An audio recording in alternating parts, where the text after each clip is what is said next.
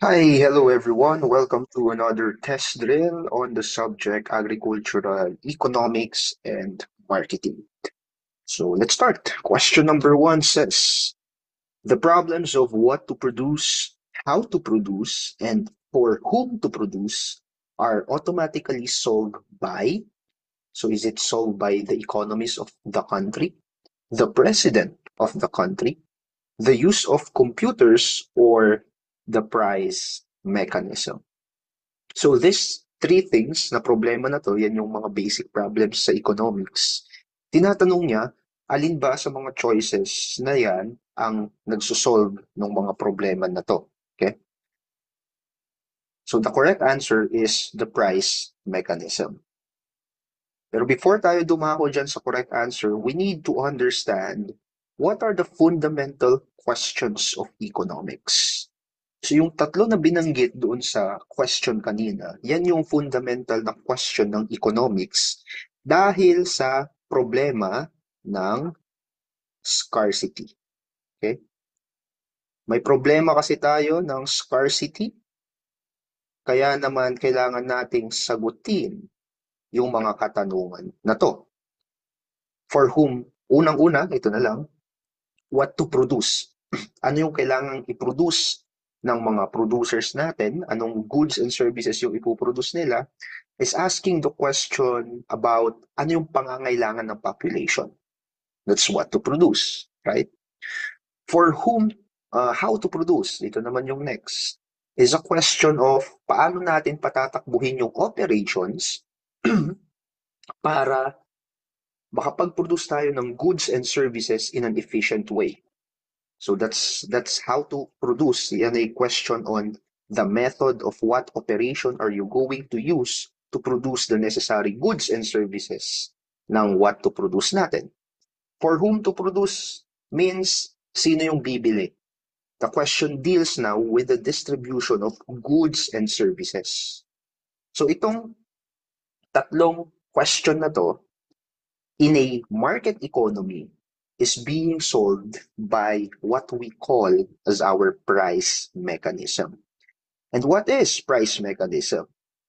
Price mechanism, we also term this as market mechanism. So market mechanism din ang ibang tawag dyan. This is paano naaapektuhan yung presyo through the interaction of your buyers and sellers.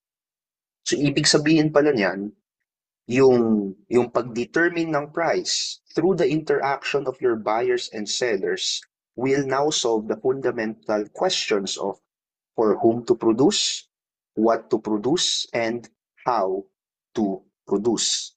So, for example, what to produce. So sa isang free market economy or sa isang economy na capitalist or nag-implement or sa isang economy na may price mechanism situation, si producer ang nagde-decide ng what to produce based doon sa pangangailangan ng mga buyers natin. So magpo-produce lang sila ng something na kailangan ng tao. Kasi ang hinahabol ng mga producers natin, for example, is the fact na gusto nilang kumita. So hindi sila magpo-produce ng anything na hindi naman nila maibibenta kasi walang may gusto.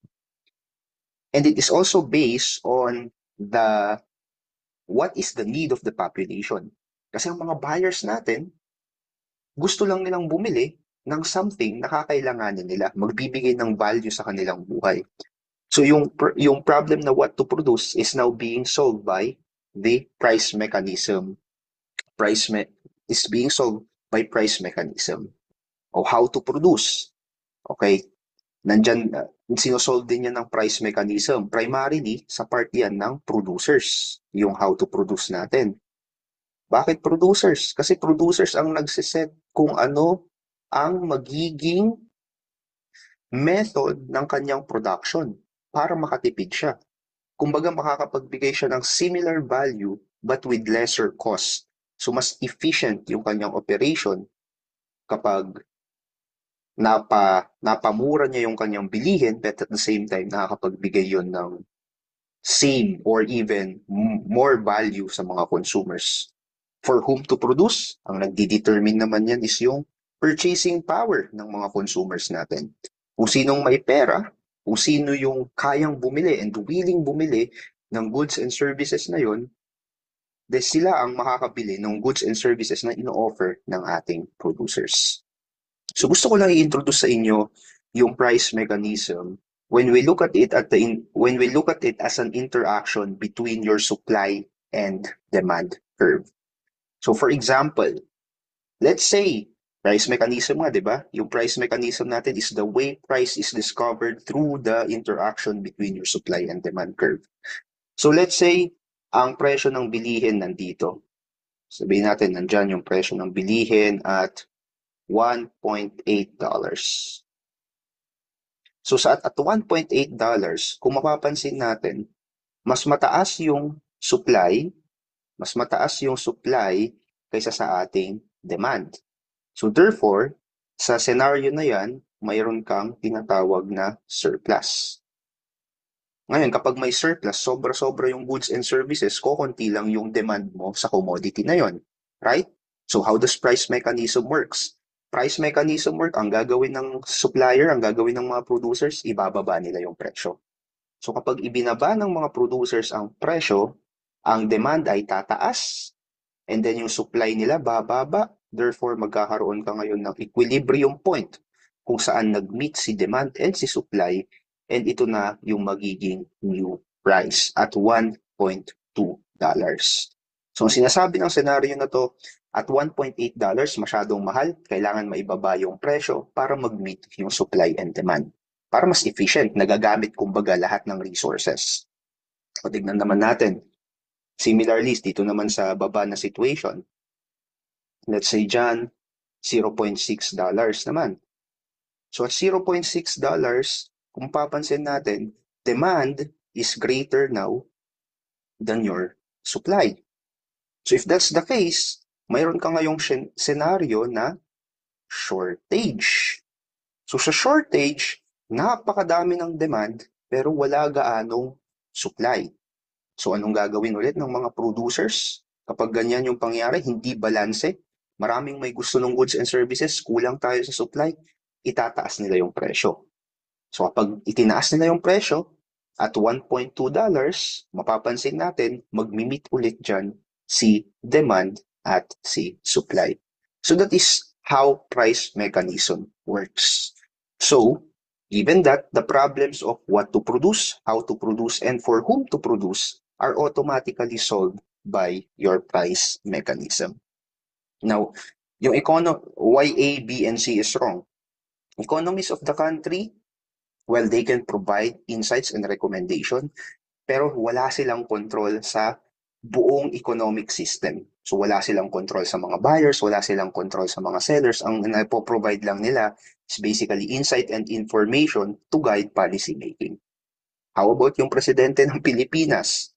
Well, the president of the Philippines can certainly influence economic policies kasi siya yung nagde-decide for the country. Pero again, wala ulit siyang control sa kung ano yung mangyayari sa ating economy kasi very varied yung behavior ng ating buyers and sellers. Same is true with the use of computers. So computers can provide data, it can provide insights, but it will never control what is happening in the market. So the only thing that controls what is happening in the market is yung price mechanism natin. In fact, that's a wrong word, okay? The price mechanism is certainly a mechanism that allows us to solve yung mga problema between buyers and sellers para nababalanse natin yung supply and demand para efficient yung paggamit natin ng resources, thereby solving now the problems of what to produce, how to produce, and for whom to produce. Now, medyo kulang actually itong question na to. Kasi itong problema na to, the problems of what to produce, how to produce, and for whom to produce, they are automatically solved by your price mechanism under a capitalistic market. Under a communist or command economy, itong mga problema na what to produce, how to produce, and for whom to produce is being solved entirely by your government. Under command economy or communism. So under yan ng command economy or communism. Okay? Pero pag market economy, price mechanism ang nagsosolve dyan. Number 2, this is a fee received by individuals for endorsing a product. So what do you call this? Do we call this a franchise, patent fee, royalty, or intellectual property rights? So tamang sagot dyan is royalty. Okay? What is a royalty? Royalty is a payment made to an individual or organization for the use of assets. So pwedeng for the use of assets, pwedeng assets, intellectual property, or natural resources. Or in our case, based doon sa question, based on endorsement. So, for example, isa kang individual na sikat, like si Manny Pacquiao. Si Manny Pacquiao, in-endorse niya yung Nike na brand as a sports product. Okay? As a sports athletic, what do you call this? Athletic shoes or athletic clothing wear. So, in-endorse niya yan. Ngayon, si Manny Pacquiao ay sikat na boksingero. So, dala-dala niya yung endorsement niya, dinala niya yung Nike at inilapat niya, kumbaga, idinikit niya sa kanyang pangalan. Ngayon, ang gagawin ni Nike, babayaran nila yung pangalan ni Manny Pacquiao. So, dahil kasi sikat na si Manny Pacquiao and pound for pound champion nga, hindi lang siya sikat dito sa Pilipinas, sikat din siya sa ibang bansa. Kapag in-endorse niya yung produkto na yan, the logic here is tataas yung sales nila. Kasi imagine, an amazing athlete is endorsing your product. So therefore, binabayaran nila si Pacquiao ng royalty. Same is true ngayon si Sir Carlos Yulo na gold Olympian natin sa gymnastics. Sigurado yan, makakakuha yan ng napakaraming offer ng endorsement sa iba't ibang mga produkto. Like probably product about health, product about yan, sportswear, makakakuha yan kasi nakita nila, ay maganda na yung pangalan ni Carlos Yulo, may branding yan, ididikit natin yan sa mga produkto natin para makakuha tayo ng more sales, then babayaran nila ngayon si Carlos Yulo ng royalty. Okay? So yun yung ibig sabihin ng royalty. It is a payment made for the ongoing use of asset, intellectual property, natural resources, or in our case, payment for endorsement ng produkto. How about a franchise? What is a franchise? So imagine McDonald's. Ang lahat ng McDonald's na brand, kung titingnan natin, pare-parehas sila halos pare-parehas yung branding nila, halos pare-parehas ang mga ino-offer, the way they operate. So McDonald's is actually operating through the means of a franchise. Ibig sabihin yan, mayroon siyang sets of standards sa kanyang branding, sa kanyang operations na pinapasa niya sa mga tao na gustong magnegosyo ng McDonald's. So, a franchise fee is something naman na binabayaran mo doon kay McDonald mismo kapag gusto mong magtayo ng sarili mong McDonald restaurant.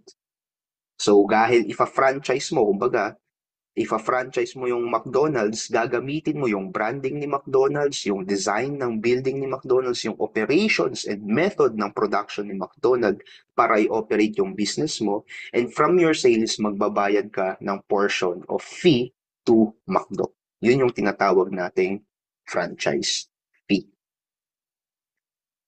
And how about yung patent fee? Patent fees yan yung ibinabayad mo sa attorney mo or binabayad mo sa kahit na anong organization na nagpa-process ng iyong patent. As simple as that. Same is the definition for intellectual property rights fee. Now, if you want to register your invention as an intellectual property, then magbabayad ka ng fee kapag gusto mong i-register yun. Now, some few notes about intellectual property. Ano ba kasi to? Now, intellectual property is what? Is a creation of the mind. Kaya nga siya intellectual, no? Intellect, yung ating root word. So, pinoprotektahan natin yung mga inventions or creations of the mind. So, this refers now to all creations of the mind such as invention, literary and artistic work, designs, symbols, names, and images used in commerce.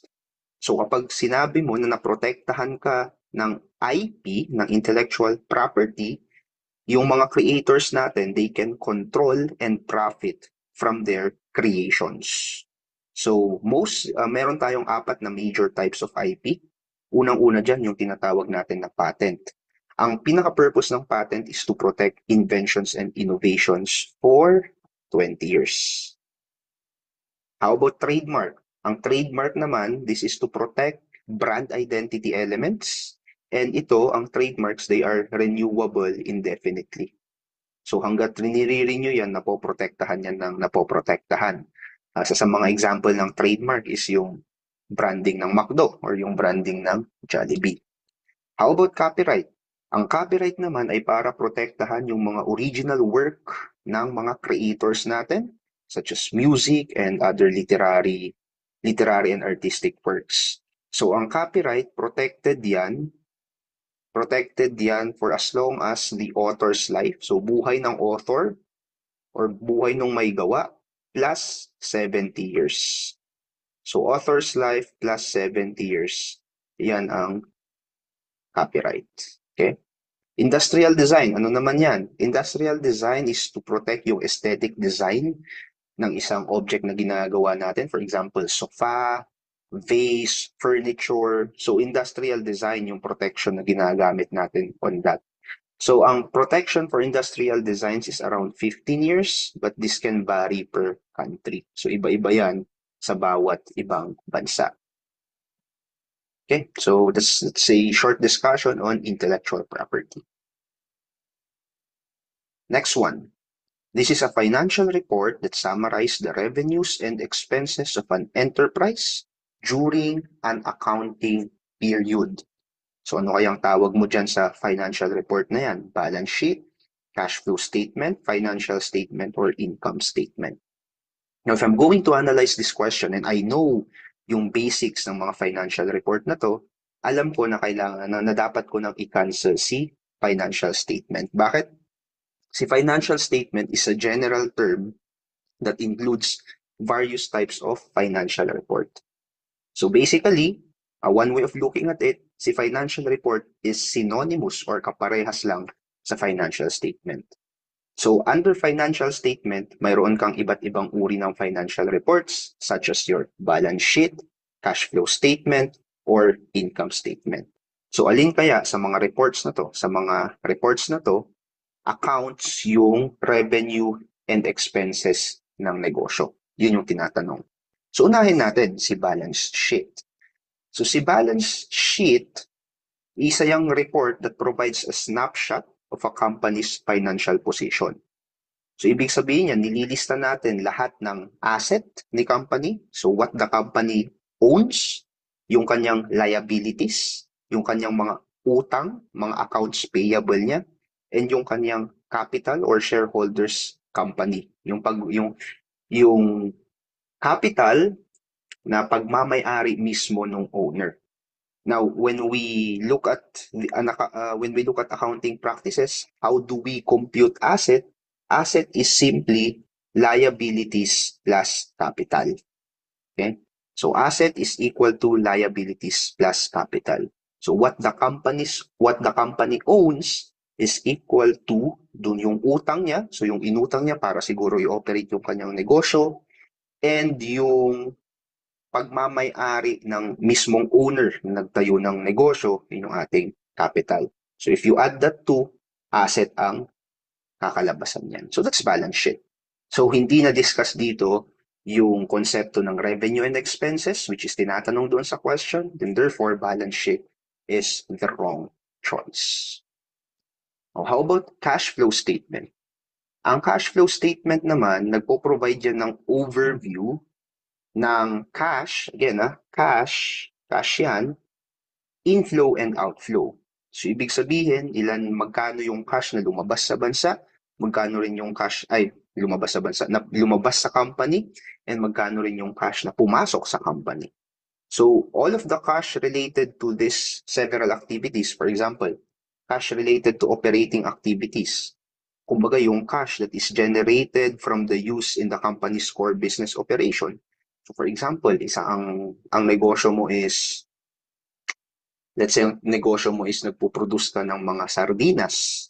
So yung cash na ginagamit mo doon sa operation mo ng pag-produce ng sardinas, on how that flows. So magkano ba yung pumapasok from your sales na cash, and magkano rin yung pumapasok ay yung lumalabas from the expenses of producing that canned sardines will now pertain to the cash flow related to your operating activities. Kasama din dyan yung cash that is used naman for investment activities. Like for example, gusto mong magpatayo ng another planta doon sa sardinas production mo, then that will be included as cash flow sa investing activities mo. Kasama din dyan yung cash flow ng yung financing activities or financial activities, or yung cash that is received from or paid sa mga inutangan mo, sa mga lenders, sa mga shareholders, sa mga banks na inutangan mo. All of this naman will fall on the cash flow of financing activities. So given that, ang cash flow, wala ulit tayo dito nabanggit na revenue or expenses. Ang pinag-uusapan lang natin dito is yung flow ng cash, whether palabas ba or papasok sa loob ng iyong company. So cash flow now is not the right answer. So we come now with the last choice, which is the income statement, and this is the right answer. So yung income statement natin, it summarizes revenue. So revenue is now what? Revenue is yung sales natin, yung benta.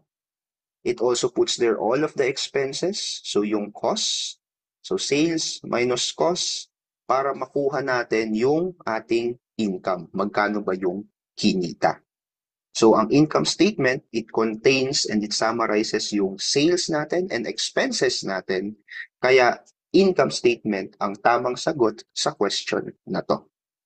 A financial report that summarizes the revenues and expenses of an enterprise during one accounting period. Next question. They act as the grease in the marketing machinery. So grasa daw. Familiar naman kayo kung ano yung grasa, di ba? Nilalagay natin sa makina natin, sa motor o sa sasakyan para mas smooth yung operation ng makina na yon. Ang tawag daw dyan, grease in the marketing machinery, is facilitating function. Bakit siya tinawag na grease? So tinawag siya na grease kasi ang facilitating function is a function sa marketing that facilitates the smooth and efficient marketing operations. So ang facilitating functions, hindi yan mismo directly involved sa marketing. Like buying and selling, transportation, hindi siya directly involved doon. Pero support service siya. Sinusuportahan niya and ina-assist niya yung main na function ng marketing para mas madali and mas mapabilis. So these are activities that assist and enhance the primary function of marketing, and it includes financing. So financing activities, nagpapautang sila as part of facilitating function. It also includes risk-taking activities, standardization activities, and gathering of market information activities. So ang facilitating functions, they are essential for ensuring na yung marketing process natin is efficient and effective.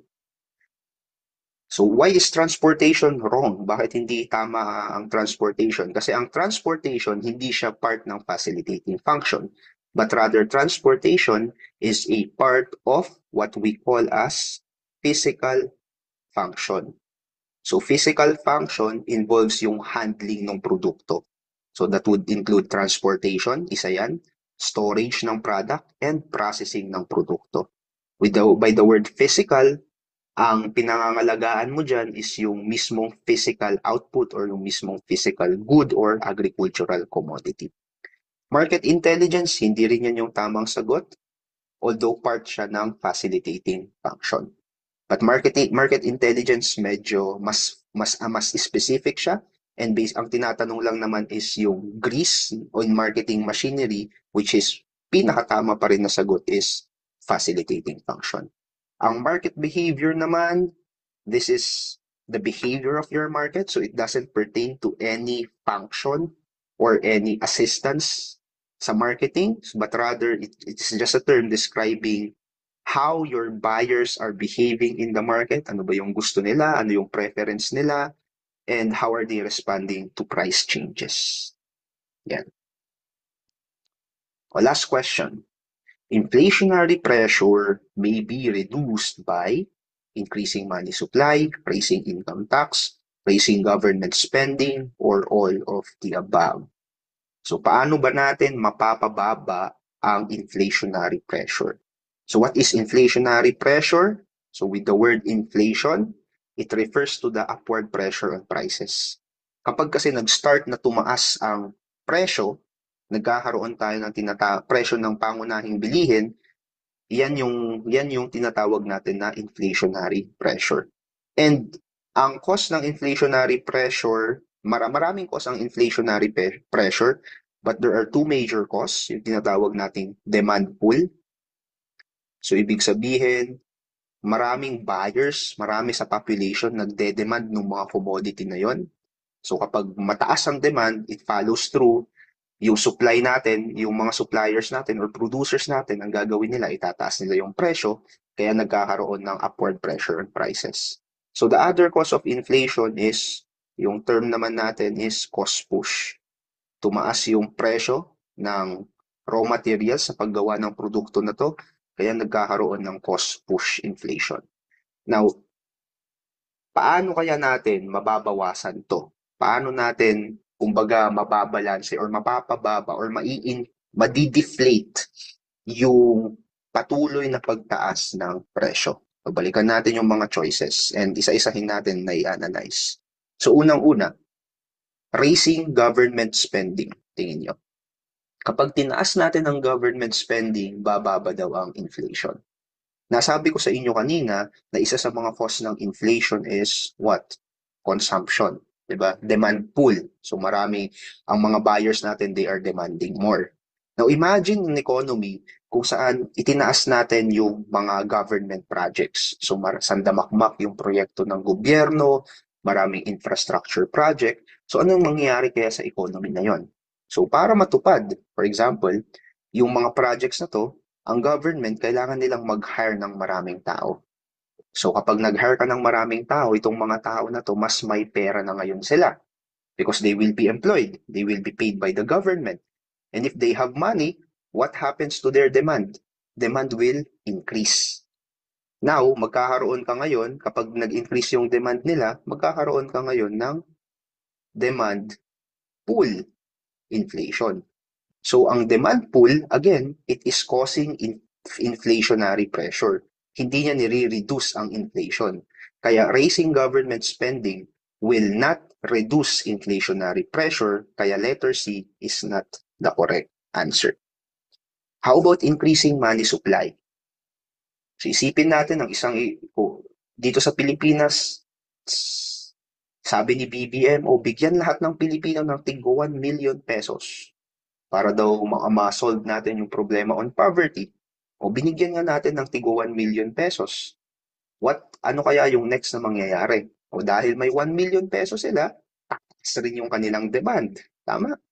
O kapag tumaas ang demand nila, that's a demand pull inflation again. It will not reduce your inflationary pressure, but rather it will encourage it. Kaya naman, kapag ginawa ni President BBM yun, for example, na bigyan ng bawat pamilyang Pilipino ng tigwa 1 million pesos, it will follow through na tataas rin yung presyo ng mga bilihin. Itataas yan ng mga producers. Bakit? Kasi magkukulang yung supply kung hindi nila itataas yung presyo. Kaya itataas nila yan. Maaari na siguro yung 1 million na yon, ang halaga na lang niya is 10,000 pesos lang. Malay mo, ang isang pirasong saging magiging 20,000 pesos ang isang piraso. Okay? So yun yung cost kapag hinayaan lang natin na mag-inject lang tayo basta ng pera sa economy without further analyzing or researching yung magiging effects niya. So increasing money supply is not the right answer as well. So we are now left with letter B. So dahil mali si A, mali si C, alam na natin na mali si D. Now i-analyze natin si letter B, raising income tax. Kapag tinaas natin ang tax as a government, tinaas natin yung tax, ano yung mangyayari sa income ng mga consumers? Yung disposable income nila ay bababa. Tama? So kapag tinaas natin yung tax, yung disposable income ng mga consumers, disposable income ay bababa. So kapag bumaba ang income ng mga consumers, ano sa tingin nyo ang mangyayari sa kanilang demand? Pag bumaba ang income nila, it will follow na bababa rin ang kanilang demand. So, mapapababa na ngayon yung economic activity of spending. Now, pag bumaba ang demand, it will follow through na mababawasan na rin yung ating inflationary pressure. Kasi kapag bumaba yung demand, mawawalan ngayon ng sales yung mga producers natin. And mapapansin ng mga producers, aba, wala nang gustong bumili. What are we going to do? We are going to reduce the price. And if they reduce the price, they are also reducing yung inflation or yung inflationary pressure. So that is why, for this specific question, inflationary pressure will be reduced by raising income taxes. Now, another question related to this question, anong kind of policy ang raising income taxes? Is that a fiscal or monetary policies? Ang raising income tax is a form of fiscal policy yan. So sa fiscal policy, isa sa mga ina-adjust natin para mabalanse yung mga inflationary pressures natin is income tax, or tax in general, at government spending. So kapag ang ginagalaw natin, ang ina-adjust natin is tax and government spending to reduce inflationary pressure, that is fiscal policy. The opposite naman, monetary policy, ang pinapakailaman naman natin, ang ina-adjust natin sa monetary policy is money supply. So yan, increasing money supply is a form of monetary policy, and interest sa bangko. So yun naman ay kasama sa monetary policy. Monetary policy, ang ina-adjust natin, money supply and interest rate sa bangko.